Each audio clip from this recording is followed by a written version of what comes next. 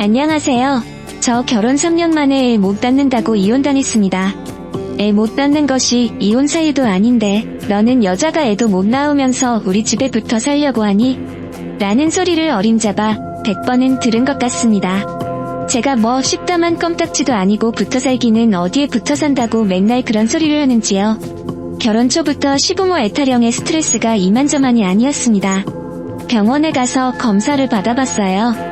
그런데 둘 다 정상이래요. 애를 제 맘대로 뚝딱 만들 수 있는 것도 아니고 애 안 생기는 것이 제 탓만도 아닌데 왜 아들한테는 아무 말도 안 하면서 저한테만 애 못 낳는다고 닥달을 하시는지 정말 그 사고방식은 이해할 수가 없었습니다. 시댁은 좀 잘 사는 집안입니다. 시아버지가 침구류 공장을 하시는데 대형마트 시아버지 공장에서 만든 침구류가 안 들어가는 곳이 없을 정도예요. 젊을 때부터 자수성가로 키워오신 공장이다 보니 기 공장에 대한 애착도 크시고 그 공장을 아들, 손자, 증손자에게까지 물려줄 계획을 가지고 계시더라고요. 남편한테는 누나가 한 명 있는데 딸하고 외손자는 필요 없고 나는 내 아들하고 친손자한테 공장 물려주고 싶다고요. 그런데 손자가 안 태어나니 시아버지 계획에 차질이 생긴 겁니다. 시아버지는 늘 가업을 잇고 대업을 이어야 하는데 자손이 없다는 게 말이 안 된다며 올해 안에 무슨 일이 있어도 애를 만들어라 합니다. 제가 무슨 거래처 업체 공장장도 아니고 납기일 정하듯 날짜를 정해주고 애를 만들라니요. 들으면서도 어이가 없었지만 저 별말 안 하고 그냥 듣고만 있었습니다. 시아버지가 정해준 납기일까지 애를 못 만드니 시아버님은 크게 얹어자 하셨고 시어머니는 대놓고 왜 애를 못 만드냐고 구박했습니다. 도대체 어디에 정신을 팔고 있냐고요. 앞으로 1년 시간 줄 테니 1년 안에는 무조건 만들라고 합니다. 1년 안에 못 만들면 이 집에 더 이상 발 디딜 생각하지 말라고요. 우리 집에는 애도 못 낳는 며느리 필요 없다고 대놓고 얘기하시더군요. 저는 왜 저한테만 그러시냐는 말이 목구멍까지 올라왔습니다. 애를 혼자 만드는 것도 아닌데 왜 애 없는 게 다 제 잘못이냐고요. 그리고 솔직히 애가 생기려고 하다가도 어머님이 자꾸 그러시니까 스트레스 받아서 애가 생길 수가 없다고요. 그런데 그 말도 못했습니다. 말해봐야 집안만 시끄러워지니까요. 저는 그 많은 말들 속으로 꿀꺽 삼키고 집으로 돌아왔습니다. 그날 저녁 입맛이 없어서 라면 하나 끓여 먹었는데 반도 못 먹고 급체를 해서 밤새도록 굴렀습니다. 스트레스 받아서 위장도 제 기능을 못하는데 다른 곳이라고 제 기능을 하겠냐고요. 시부모한테 그런 얘기 듣고 올 때마다 남편도 꼴도 보기 싫으니 전 부부관계도 하기 싫었습니다. 그러다 보니 부부관계는 하는 날보다 안 하는 날이 더 많았고 그러다 보니 시어머니가 얘기한 그 날짜는 또 맞추지 못했죠. 시어머니의 천대는 날로 심해져 갔습니다. 어떨 때는 보면 본인 스트레스를 저한테 푸는 게 아닌가 생각이 들 정도로 저에게 그렇게 모진 말을 해댔습니다. 애도 못 낳는 게 우리 가문 망치러 들어왔다며 저런 거를 못하러 데리고 사냐고 옆에 누가 있거나 없거나 모진 말을 쏟아부었습니다. 가슴에 대못이 박힌다는 말이 무슨 말인지 직접 겪으면서 너무나 잘 알게 되었습니다. 저는 그 집에서 인간 취급도 못 받았어요. 신우가 애를 못 낳아도 저렇게 얘기했을까요? 만약 신우가 시댁에서 저런 말을 듣고 왔으면 시부모는 가만히 있었을까요? 아무리 제가 다른 집 자식이지만 어떻게 대놓고 저런 말을 할 수 있나요? 시부모 때문에 이혼한다는 사람 많다고 하던데 제가 당하기 전에는 그 말이 윗말인지 몰랐어요. 그런데 당해보니 알겠더라고요.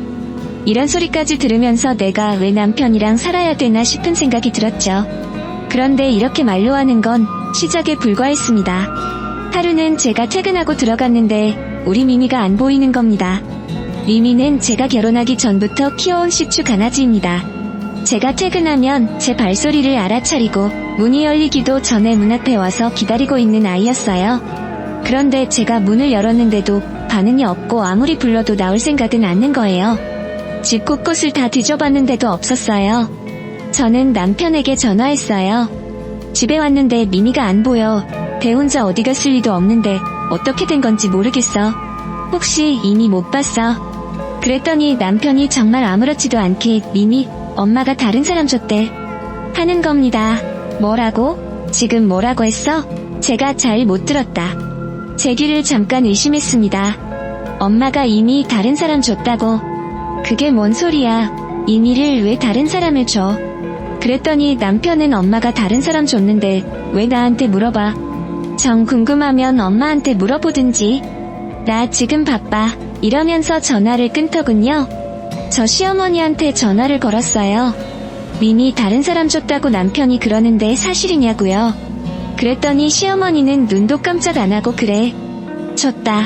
너는 게 한 말이 없어진 게 뭐 그리 큰일이라고 전화까지 해서 난리야. 누가 들으면 집에 애가 없어진 줄 알겠다. 이러더라고요. 저 너무 기가 막혀서 눈물이 나더라고요. 미미를 왜 다른 사람을 주셨어요? 미미는 제가 오랫동안 키워온 앤데 저한테 말씀도 없이 그러시면 어떡해요? 그랬더니 시어머니가 상대도 하기 싫다는 투로 얘기하더라고요. 야, 내가 고작 개 한 마리 처분하는데 이 일이 네 허락받아야 되니? 네가 턱도 없이 개나 키우고 앉았으니까 애가 안 들어서는 거 아니야. 지금 당장 이미 찾아오라고 하고 싶었지만 최대한 마음을 가라앉히고 물었어요. 어디로 보내셨냐고요? 거기 어디냐군요? 그랬더니 시어머니는 어딘지 알아서 뭐하게. 야, 걱정하지 마. 개 잡아먹는데 안 보내고 가정집에 보냈어. 그러니까 개 같은 거는 잊어버리고 애 낳을 생각이나 해. 네가 애를 못 낳으니까 네 시아버지 알아눕게 생겼어. 그러고 전화를 끊어버리더군요.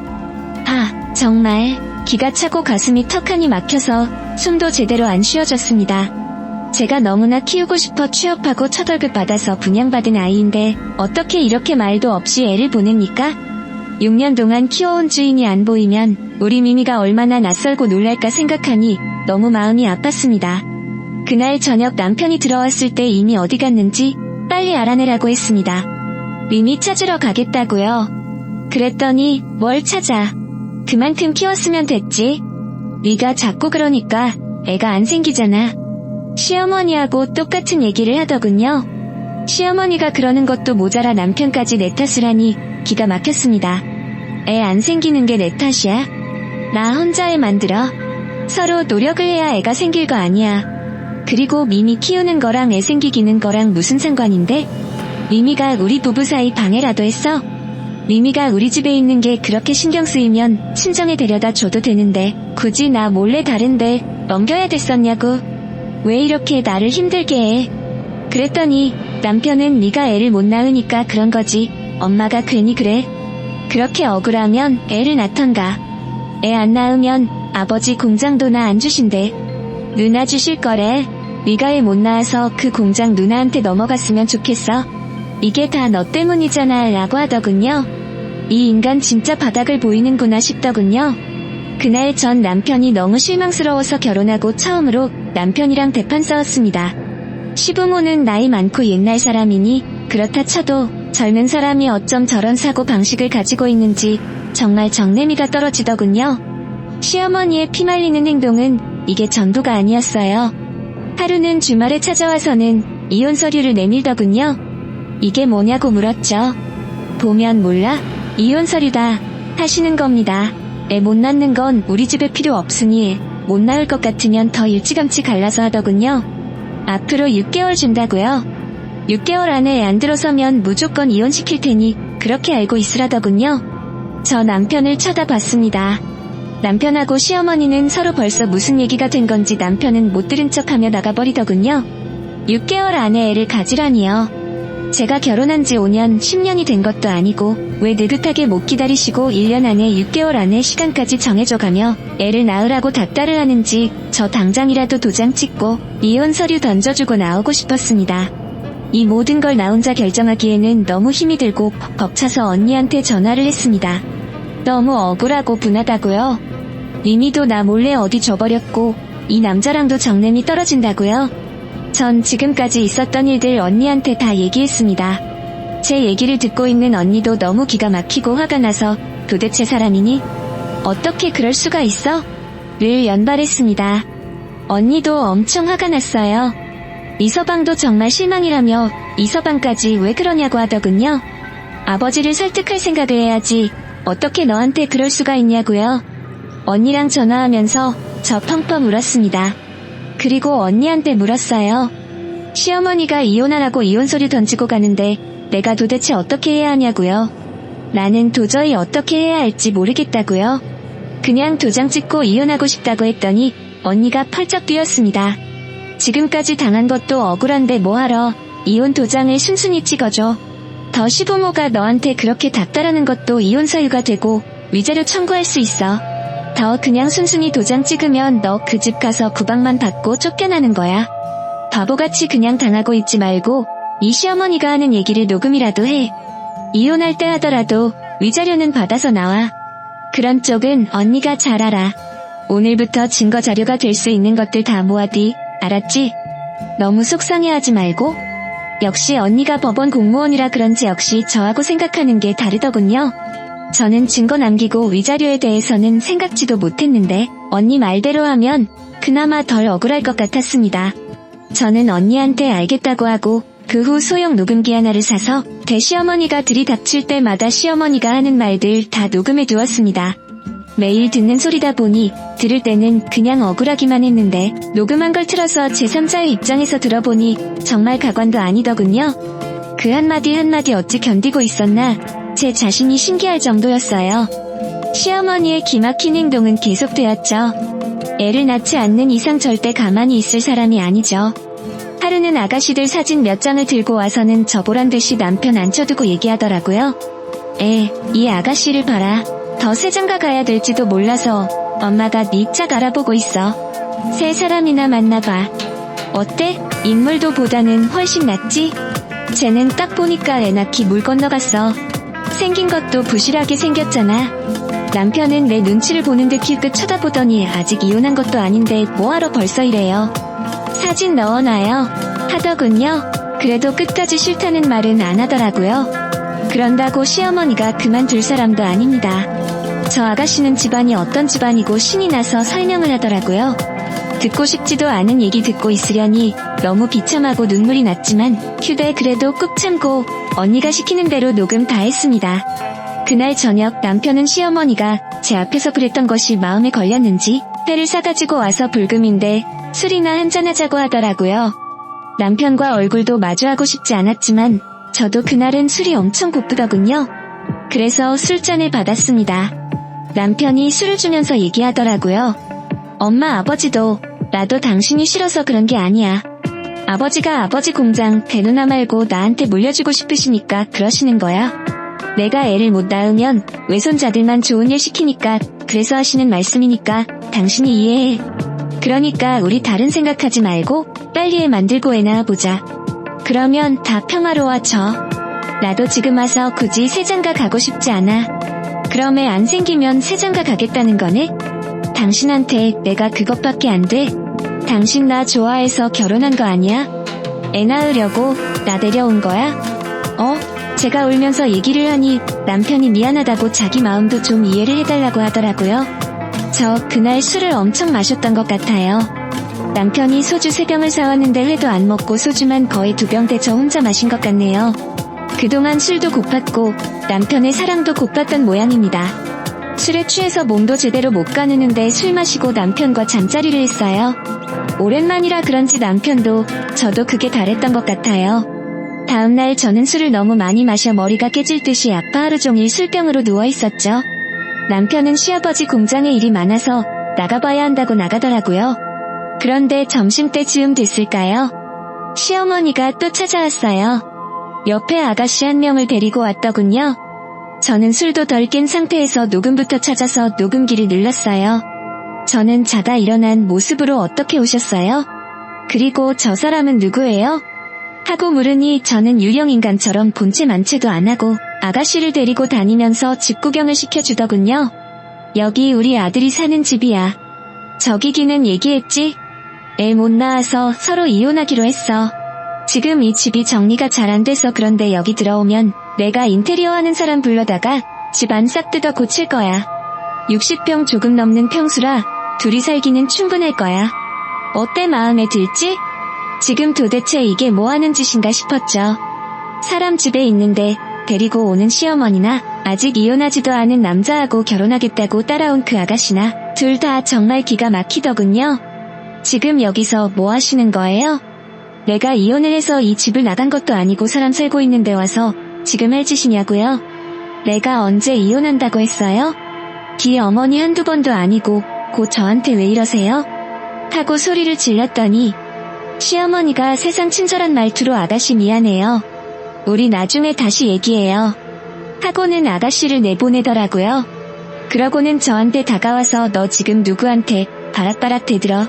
너 지금 뭐라고 했어? 이혼을 안 해? 야, 너는 무슨 거짓애도 아니고 애도 못 낳으면서 왜 자꾸 남의 집에 빌붙어 있으려고 해? 너 우리 집이 내 인생 보험인 줄 아니? 애 낳으라고 그렇게 얘기했는데 한두 번도 아니고 나도 너라면 치가 떨려. 너 같은 거 필요 없으니까 이혼 도장 찍고 당장 내 아들 집에서 나가. 하더군요. 그래서 제가 말했어요. 나도 이런 상식도 없는 집안의 대며느리 하고 싶지 않아요. 그런데요, 저 그렇게 쉽게 이혼하지 않을 거예요. 이혼은 내가 하고 싶을 때 하고 내가 도장 찍고 싶을 때 찍어요. 이혼은 우리 부부 문제니까 어머님 빠지세요. 그랬더니 어머니가 그러더군요. 야, 내가 더 인생 불쌍하게 생각해서 이런 말은 안 하려고 했는데 우리 아들 벌써 저 아가씨랑 몇 번이나 잠자리했어. 곧 애 생길 것 같으니까 조용히 나가. 집안에 분란 일으키지 말고. 알았니? 저 그 말을 듣는데 현기증이 났어요. 내가 아직 옆에 있는데 다른 여자랑 잠자리를 했다니요. 이거 엄연한 불륜 아닌가요? 그리고 그걸 너무나 당당하게 말하는 시어머니는 뭐하는 사람인가요? 안녕하세요. 저 결혼 3년 만에 증거만 못 잡으면 별일 없다고 휴대 생각했던 모양인데 그게 사실이든 아니든 그날 어머니는 결정적인 실수를 한 거죠. 저 다 녹음하고 있었으니까요. 저 지금까지 녹음하고 모아두었던 자료를 언니한테 다 보냈어요. 그리고 그 가정에 눈물 쏙 빠지게 잘근잘근 밟아줄 수 있게 해달라고요. 위자료는 뭐든 받아낼 수 있는 거면 다 받아내고 법으로 처리할 수 있는 것들 다 처리해달라고요. 언니가 후회했겠냐고 묻더라고요. 그래서 얘기했죠. 나 지금 이혼 소송 안 하면 평생 후회할 거야. 그날 바로 이혼 소송 준비 들어갔고 저는 친정으로 갔어요. 보기 언니가 소개해준 변호사 만나서 한창 소송 준비하고 있는데 이상한 일이 생겼어요. 생리를 하지 않더라고요. 너무 스트레스 받아서 그런가 싶어 한 달은 넘어갔는데 2달째도 생리가 없길래 혹시나 싶어 약국에서 임신 테스트 기기를 샀죠. 저 테스트 기기를 보고 너무 놀랐습니다. 테스트기 2줄 임신이더라고요. 만감이 교차했습니다. 기쁨과 서러움과 억울함과 오만 가지 감정이 겹쳐 눈물밖에 안 나더라고요. 그렇게 아이를 가지려고 노력했는데 이혼을 접수하고 있는 이 상황에 아이가 생기다니요. 하늘도 참 무심하시다 싶었죠. 그렇다고 저는 다시 원래 자리로 돌아갈 수는 없을 것 같았습니다. 저는 고민하고 또 고민한 끝에 이 사실을 시댁에 알리지 않기로 했습니다. 그리고 이혼 소송도 계획했던 대로 진행했습니다. 제가 친정으로 거처를 옮긴 후 시어머니는 기다렸다는 듯이 실내 인테리어를 진행하시더군요. 집안에 자손을 많이 들이는 디자인이라고 하더군요. 남편은 시어머니가 만나라는 여자를 꾸준히 만나는 분위기였어요. 보나마나 아기를 만들기 위해 열심히 노력하고 있겠죠. 공장을 물려받느냐 마느냐 자기한테는 아주 중요한 일일 테니까요. 그러든지 말든지 저는 뱃속의 아이에게만 집중하고 싶었습니다. 지금까지 일은 최대한 잊고 좋은 음악 듣고 좋은 글 읽으면서 마음을 가다듬고 태교를 했어요. 이혼소송을 위한 소장을 제출했고 이혼소송 변론기일이 잡혔을 때도 저는 그들 앞에 모습을 드러내지 않았습니다. 변호사만 대리인으로 보냈죠. 아이는 건강하게 자라고 있었고 배는 점점 불러오더군요. 제가 이혼소송을 한 것이 시어머니는 무척이나 괘씸해했지만 시어머니는 어떻게든 빨리 이혼시키고 새 사람을 들이고 싶어 했다고 하더군요. 괜히 시간 끌어봐야 좋을 거 없다며 위자료 줄 만큼 줄 테니 빨리 끝내자고요. 그래서 이혼소송은 1년도 되지 않아 끝이 났고 저는 이혼소송이 끝나고 일주일 후 건강한 남자아이를 낳았어요. 저는 아이를 제 호적에 올렸어요. 아이는 이씨가 아닌 정씨가 된 거죠. 남편은 이혼이 끝나길 기다렸다는 듯이 2번째 결혼 생활을 시작하더군요. 지 아이가 태어난 줄도 모르고요. 저 아이가 100일 되는 날 연락도 없이 시아버지를 만나러 갔어요. 제가 아이를 안고 나타나자 시아버지가 눈이 튀어나올 듯 놀라시며 어떻게 된 거냐고 하시더군요. 그래서 말씀드렸죠. 저 지금까지 애 낳으려고 정말 많이 노력했습니다. 그리고 남편하고도 오래오래 잘 살아보려고 했고요. 그런데 남편이 잠자리하는 여자가 있다고 어머니가 얘기하시더라고요. 심지어 그 여자를 집에까지 데려와서 제 앞에서 집을 보여주시고 저는 애 못 낳는 부실한 애라 이혼할 거라고 신경 쓰지 말라고 그 여자 앞에서 말씀하셨어요. 그리고 저보고 애도 못 낳는 게 거지 새끼도 아니고 왜 그렇게 우리 집에 붙어 사냐고요. 좀 나가 떨어지라고 하셨어요. 그런 소리를 듣고 제가 가만히 있으면 제가 사람 새끼가 아니죠. 그래서 이혼 소송했습니다. 시아버지는 이혼 소송을 한 건 알고 있었지만 자세한 내용은 모르시는 듯 했어요.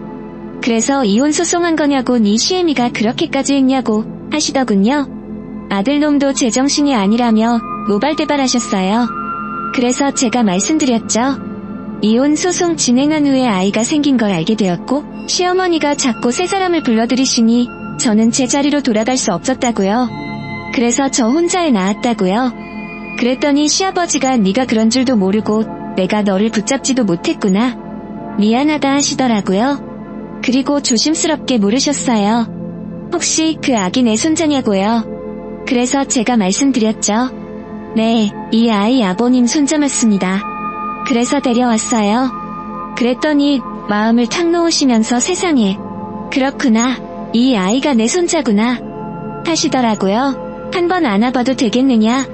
이름은 지었냐? 어쩜 이렇게 잘생긴 아들을 낳았다. 시아버지는 너무 벅차서 말씀을 못 이으셨어요.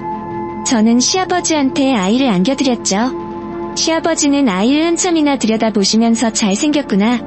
내가 네 아랩이다. 내가 너를 얼마나 기다렸는지 모른다. 하며 눈물을 흘리시더라고요. 그리고 잠시 후 저한테 물으셨어요. 다시 우리 집에 들어오라고 하면 노인네 노망 났다고 하겠지만 우리 집에 들어오는 게 어떻겠니? 다 이렇게 서로 끊지 못할 핏줄이 태어났는데 서로 떨어져 사는 것은 힘든 것 아니냐. 그래서 제가 말씀드렸어요. 저는 이미 이 집을 떠났고 더 이상 옛날로 돌아갈 수 없을 것 같다고요. 그리고 아이도 제 호적에 올렸다고요. 하지만 이 아이는 아버님의 핏줄을 물려받은 아이가 잘 클 수 있도록 뒷받침해 주시면 좋겠다고요. 그랬더니 시아버지는 마땅히 그래야 한다고 내 가지고 있는 것을 다 줘도 안 아깝다고 하시더라고요. 그리고 아버님은 호적을 다시 옮기면 좋겠다고 슬쩍 운을 띄우셨지만 그건 단호하게 안 된다고 말씀드렸습니다. 애는 제가 키울 거고 양육권은 제가 갖겠다고요. 하지만 아버님이 손자 보시고 싶을 때는 언제든지 보실 수 있으시다고요. 아버님은 잠깐 생각을 하셨어요. 양육권 소송을 생각하셨겠죠? 그런데 그 얘기는 안 꺼내시더라고요. 아기 보여주러 온 것만 해도 고맙다고 언제든지 돈이 필요하거나 도울 일 있으면 오라고요. 저는 아버님께 다음에 또 뵙겠다고 인사드리고 나왔고 그날 시어머니를 비롯해 남편한테서 전화통에 불이 나게 전화가 왔어요. 시어머니는 카톡으로 세상에 우리 며느리 장하다면서 예전에 섭섭한 게 있으면 다 잊으라고 하더군요. 그리고 새로 온 애는 애도 못 낳고 있으니 시어머니가 당장 이혼시키겠다고 하더라고요. 그러니 다시 잘해보자고요. 그 문자 보는데 저는 너무 기가 막혀서 웃음밖에 안 나왔습니다. 그 집은 애만 못 낳으면 무조건 이인가 보더라고요. 시아버지한테 다녀온 후로 지금까지 저는 남편 시아버지 전화 외에는 그 집은 애만 못 낳으면 무조건 대이인가 보더라고요. 아무하고도 연락하지 않고 있습니다. 시어머니는 남편과 함께 집에 찾아오기도 하고 애 한 번만 보게 해달라고 하시는데 저 아직 문도 안 열어줬습니다. 시어머니는 애가 보고 싶다며 계속 문자 오고 애우시며 장난감이며 선물을 보내셨는데 그것도 그대로 다 돌려보냈습니다. 애간장이 타들어가시겠죠? 그런데 이건 아무것도 아니잖아요. 지금까지 저를 그렇게 애태우셨는데 이 정도는 예고편이죠? 걔 제가 당했던 시간만큼 어머니도 당해보셔야죠. 그래야 공평하니까요. 시아버지의 적극적인 지원으로 저 아이 편안히 잘 키우고 있습니다. 혼자 벌어서 혼자 키우려면 많이 힘들었을 텐데 아이 덕에 저도 이렇게 고풍족하게 살게 되었으니 아이가 복덩이인가 봅니다. 아이 앞으로 잘 키울 거고 저도 씩씩하게 잘 살아갈 겁니다. 남편하고 시어머니한테 보여주는 거는 하는 거 봐서 결정해 볼게요. 증거만 못 잡으면 별일 없다고